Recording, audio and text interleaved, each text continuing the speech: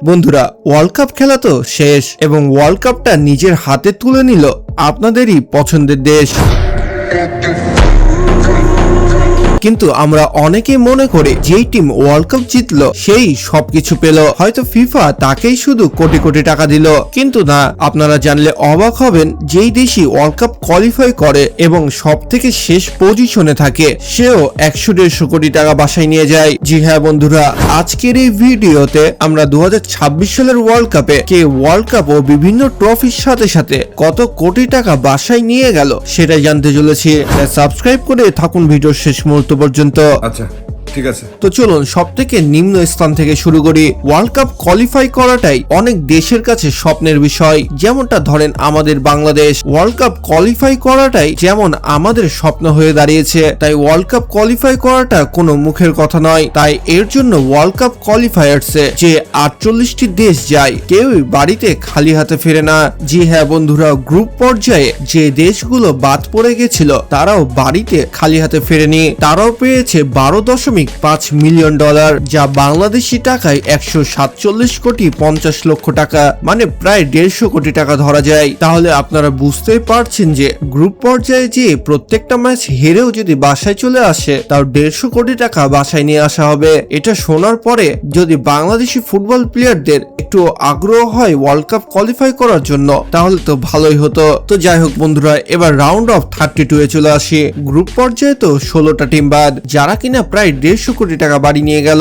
এবং round of 32 A knockout পর্বের প্রথম ম্যাচে যদি বাদ পড়ে তবুও তারা 24.5 মিলিয়ন ডলার বাড়ি নিয়ে যেতে পারবে, যেটা বাংলাদেশি টাকায় 290 কোটি টাকা।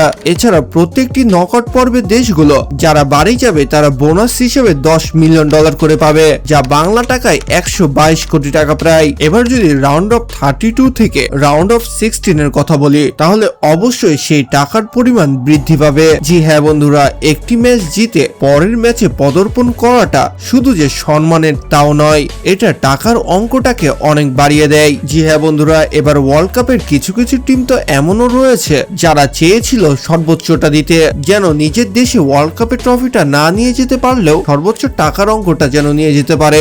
যেমন ধরেন কেপ ভার্দে যে অসাধারণ পারফরমেন্স দেখিয়ে গ্রুপ স্টেজ পার করে নকআউট পর্বে পদার্পণ করে, সেটা তাদের দেশের জন্য অনেক জরুরি ছিল, সাথে তাদের টিমের জন্যও। তো যাই হোক বন্ধুরা, সুপার 16 যারা নকআউট পর্বে বাদ পড়ে বাসায় ফিরে গেছে তারা পেয়েছে 16 মিলিয়ন ডলার, সাথে বোনাস হিসেবে তো আরো 10 মিলিয়ন ডলার রয়েছে এবং মোট পেয়েছে 28.5 মিলিয়ন ডলার, যা বাংলাদেশি টাকায় 336 কোটি টাকা প্রায়। এরপরে চলে আসি কোয়ার্টার ফাইনালে বাদ হওয়া 4টি দল, যারা কিনা পাবে 20 মিলিয়ন ডলার করে, সাথে বোনাসের টাকা অ্যাড হলে সেই টাকার পরিমাণ হয়ে দাঁড়াবে 32.5 মিলিয়ন ডলার, যা বাংলাদেশি টাকায় 383 কোটি টাকা হয়ে দাঁড়ায়। জি হ্যাঁ বন্ধুরা, আর্জেন্টিনা সুইজারল্যান্ডকে 3-1 গোলে হারিয়ে কোয়ার্টার ফাইনাল থেকে বাদ করে দেয়। তবুও সুইজারল্যান্ড এত কোটি টাকা বাসায় নিয়ে যেতে পেরেছে। এর সাথে সাথে নরওয়ে, বেলজিয়াম ও মোরক্কো সেম পরিমাণের টাকা বাসায় নিয়ে গেছে,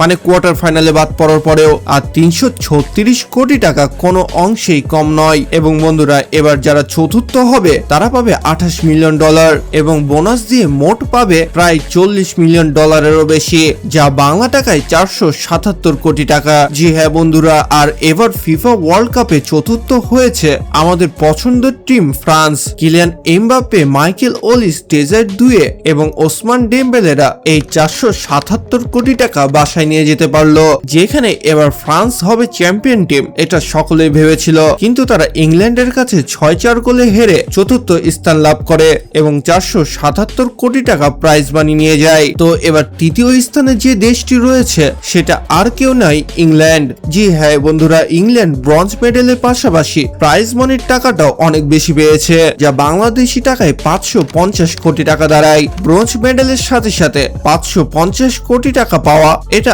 আসলেই অনেক লাভজনক ব্যাপার। এবং আমরা সকলেই জানি যে 2026 সালের রানার্স আপ টিম কোনটা।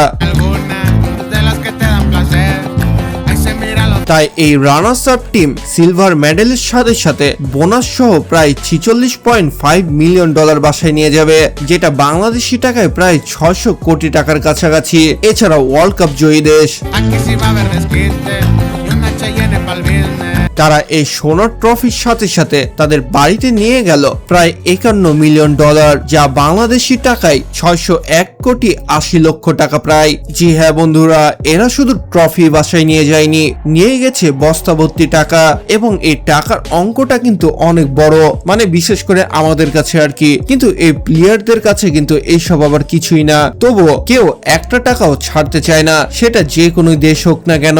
আর এই টাকাগুলো কিন্তু প্লেয়ারদেরকে দেওয়া হয় না, টাকাগুলো সোজাসুজি চলে যায় নিজ দেশের ফেডারেশনের কাছে, এবং সেই ফেডারেশন এই টাকার সাথে আরো কিছু বোনাস অ্যাড করে সেই প্লেয়ারদের মাঝখানে সিনিয়র, জুনিয়র ও ভ্যালুয়েবল প্লেয়ার অনুযায়ী তা সুন্দরভাবে ভাগ করে দেয়। জি হ্যাঁ বন্ধুরা, আর এই টাকাটাই যদি বাংলাদেশে আসতো, বাংলাদেশের ফেডারেশনই অর্ধেক খেয়ে ফেলতো, অর্ধেক তাদের খরচের অজুহাত দিয়ে আরো কেটে নিত, কিছু টাকা কাটতো ট্যাক্স বলে, এবং যে বাকি টাকাগুলো থাকতো সেখান থেকে হয়তো কিছু প্লেয়াররা পেত। জি হ্যাঁ বন্ধুরা, এই দুর্নীতির কারণেই আমাদের দেশের ফুটবল আজ এত পিছিয়ে রয়েছে।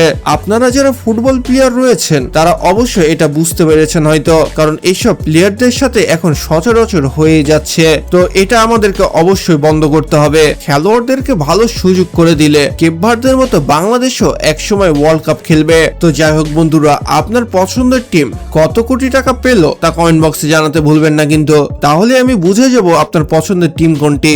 আর এইরকমই ইন্টারেস্টিং ভিডিও পেতে চ্যানেলটি এখনই সাবস্ক্রাইব করে রাখুন। তো দেখা হচ্ছে পরবর্তী ভিডিওতে, ততক্ষণ ভালো থাকুন, সুস্থ থাকুন, আল্লাহ হাফেজ।